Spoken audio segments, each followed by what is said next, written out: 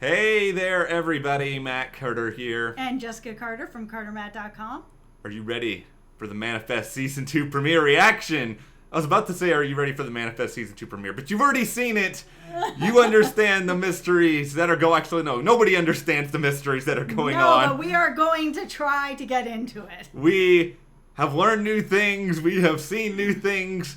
People can apparently pop on Flight 828 in mysterious callings. Also, Vance is alive. Welcome back, Vance. Yeah, how did, I don't know how that happened, but obviously, if you didn't catch the drift, there are spoilers within this video. We've already spoiled the biggest twist of the premiere, but whatever.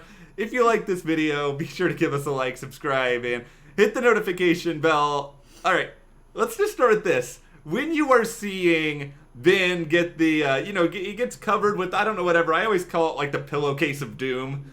That's pretty much what it is. So, yeah, he got kidnapped, abducted, thrown in a van, then comes off, and who's there? It's Vance! See... What? What is happening? I kind of felt like this was just going to be like some sort of new bad guy.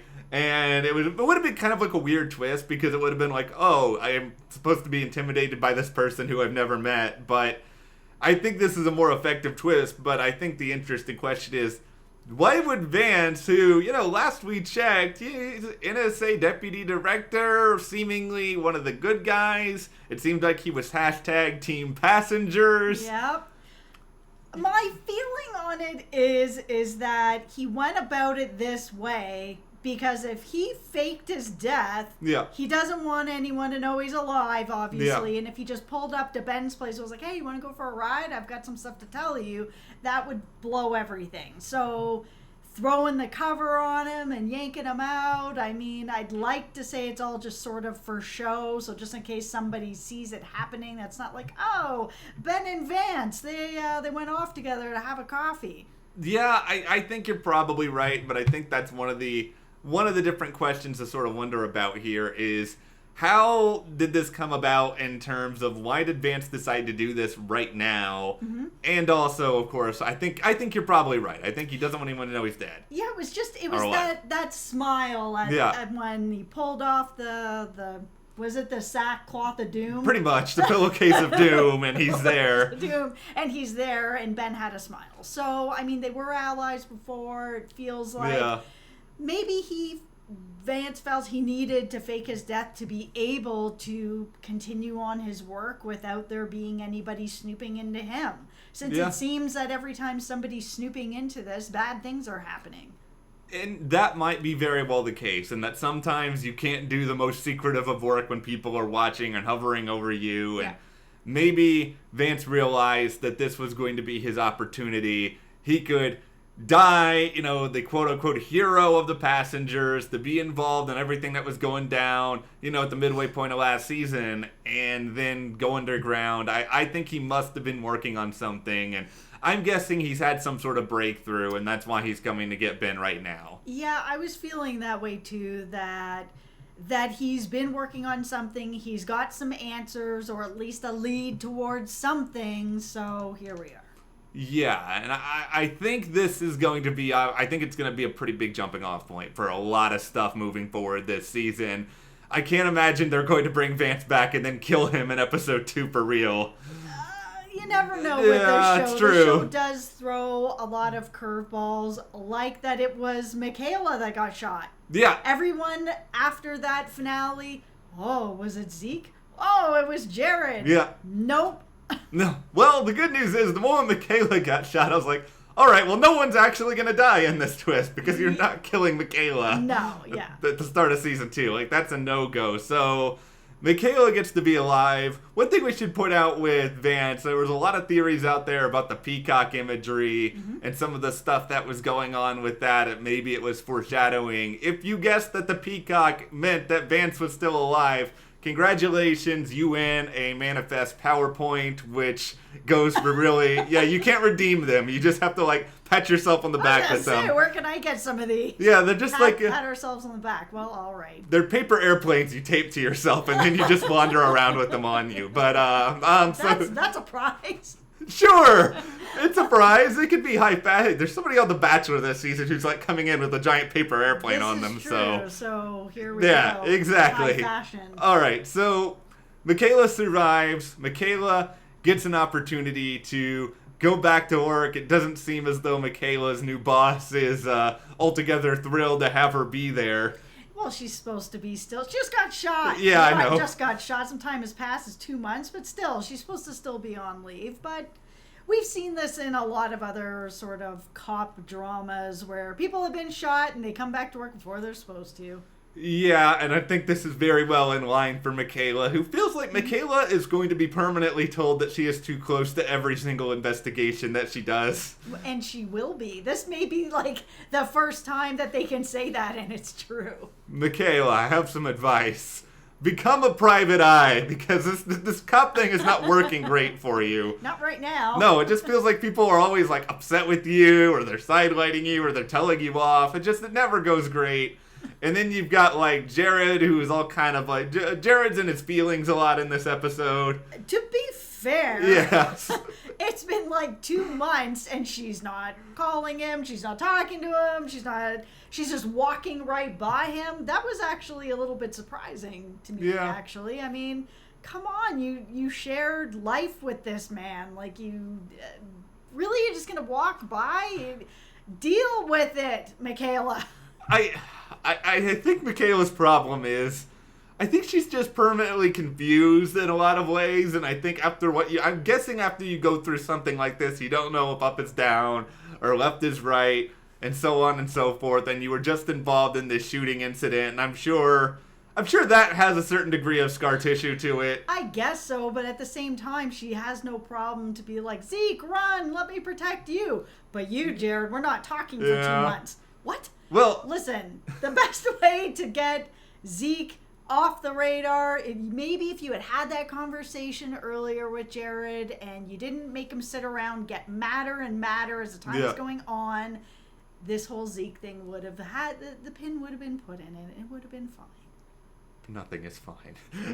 No, this is manifest. No. Everything is going terribly. Yeah, this is the constant reminder. We will mention this many more times throughout all of season 2. It wouldn't be manifest if people were actually happy for a long period of time. That's right. And speaking, of which, Zeke spends like a good percentage of this episode just kind of like running from place to place, and then ultimately, of all people, the police department clearly they need to bring in Cal, because Cal is apparently the best detective on Manifest. No kidding, and it's clear why it is that people are after him. Yeah, like his abilities are on some other sort of level. Yeah, they are. Yeah, I don't know if it's because he was a little bit more lucid in this flight for a longer period of time or what, but yeah, he has this moment where he has his little vision, he has his picture, and then he goes and he's able to track down Zeke, and he basically does his whole Cal thing, which is like, you are the chosen one. You need to go and find Michaela. Yeah. And he does. Yeah. Is Cal like Manifest Cupid in like some sort of way here? Is he like trying to be like is he Zeke's wingman?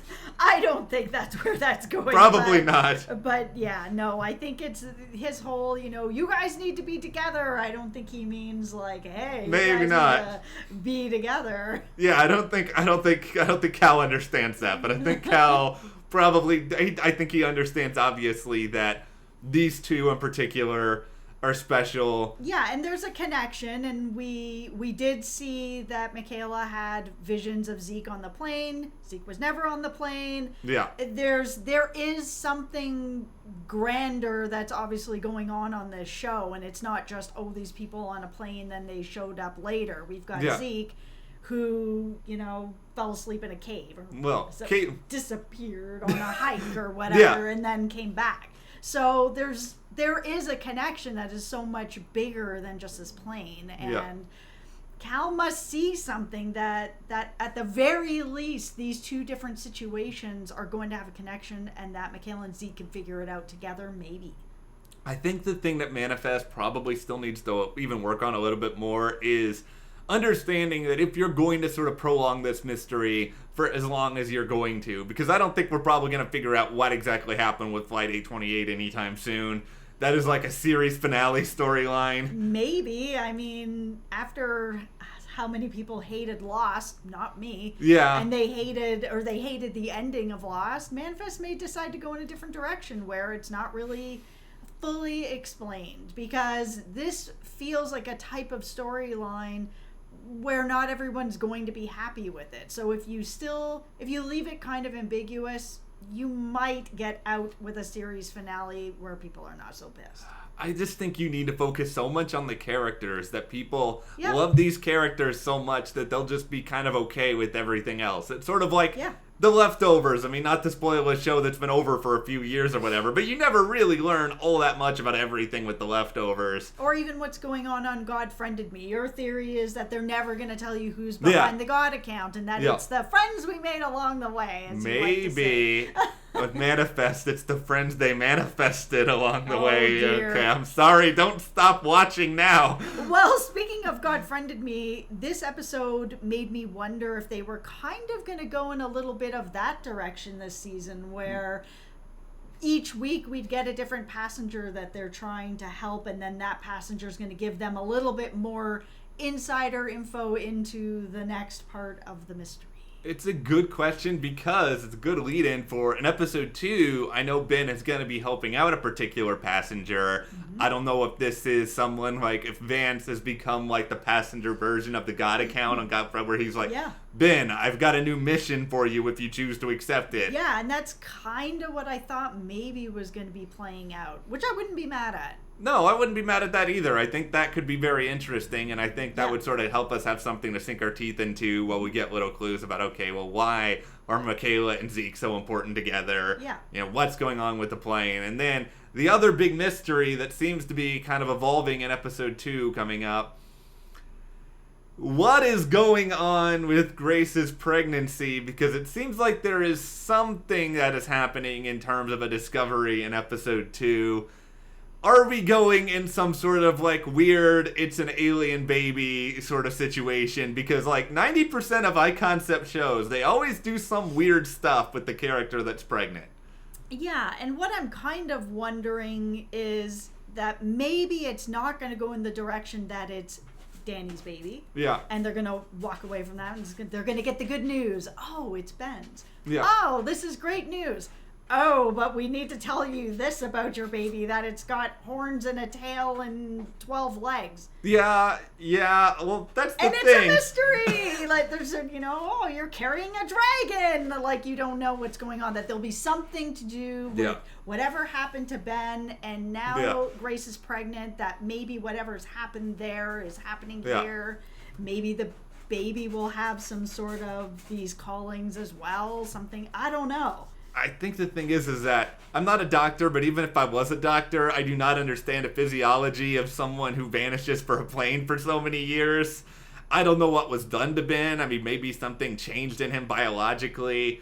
I think that's going to be another interesting twist, though, because I'm sure they want to put Grace in a position where it's not just, okay, the entirety of your storyline is going to be about who is the father of your baby. Yeah, that can be found out in the next episode, because they said that was the plan. They were going to go and figure it out, so... Yeah, so I feel like that's something that they can resolve quickly, but if they have something weird going on with this baby, you can sort of stretch that out. But I think if something weird's going on with the baby, then it has to be Ben's. I mean, otherwise it wouldn't really make a whole lot of sense. That would be the more interesting, fun story to follow this season, so here's hoping.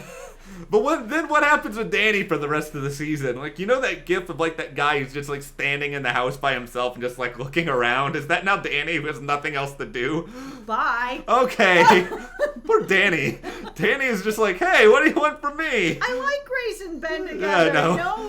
Sorry for your luck, but we're moving into Ben and Grace. Can Danny be the new bachelor and he can go and deal with the person dressed as the paper airplane? Yes. Okay, but finally we've got Sandvi in this episode, and she is getting some treatment or trying to get some treatment, but, you know, I think she's pretty clearly having trouble being, like, super forthcoming with everything. Yeah, and that makes sense. I mean, there's a lot of weird stuff happening that even the best of the therapists would believe in. And, of course, this therapist is not really who she said she is. So add that on top of it. And obviously she doesn't know that, but, you know, it's not easy opening up to people in general and even in therapy, but then you're going to open up about that and everything that's going on. It's a little much.